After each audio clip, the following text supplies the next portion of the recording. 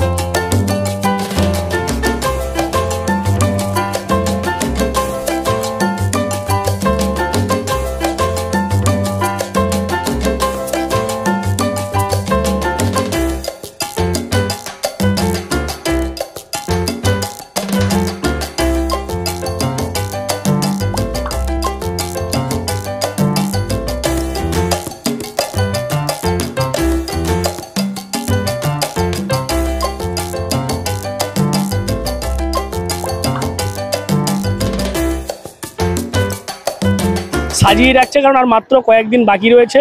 তারপর থেকেই কিন্তু জোর কদমে কেনা বেচা চলবে। আর প্রতি বছরে বেশ ভালোই তাদের লাভ হয়।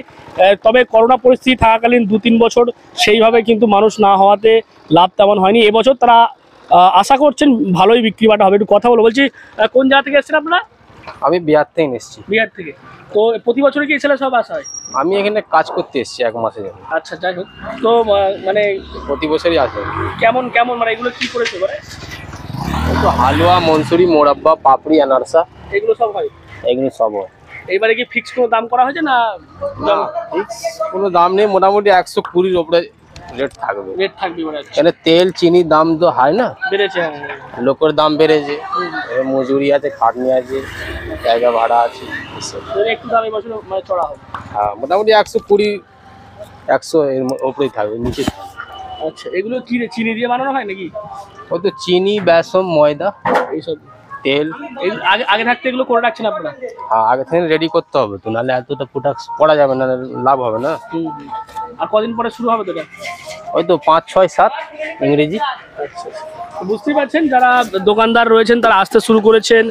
যারা আসবেন দর্শনার্থী তাদের যাতে চাহিদা, এই যে মুনসুর মিঠাই বা এই যে মুরব্বা, সেইগুলো যাতে চাহিদা তারা পূরণ করতে পারে, তার জন্য কিন্তু ইতিমধ্যেই স্টক করা হচ্ছে। দেখতে পাচ্ছ লাইন দিয়ে কিন্তু এইরকম যে মিষ্টি মিঠাই সেগুলো তৈরি করা হচ্ছে। এবং অন্যান্য জায়গাতেও প্রশাসনিক যে প্রস্তুতি সেটাও চলছে। তার পাশাপাশি জোর কদমে চলছে এই সমস্ত দোকানপাট যারা বিভিন্ন জায়গা থেকে দিতে আসেন তাদেরও সেই প্রস্তুতি তারা করছেন। আর মাত্র কয়েকদিন অপেক্ষা, তারপর এই জায়গাতেই কিন্তু আছড়ে পড়বে লক্ষ লক্ষ মানুষের ঢল। HB, DNN Bangla, Hooghly.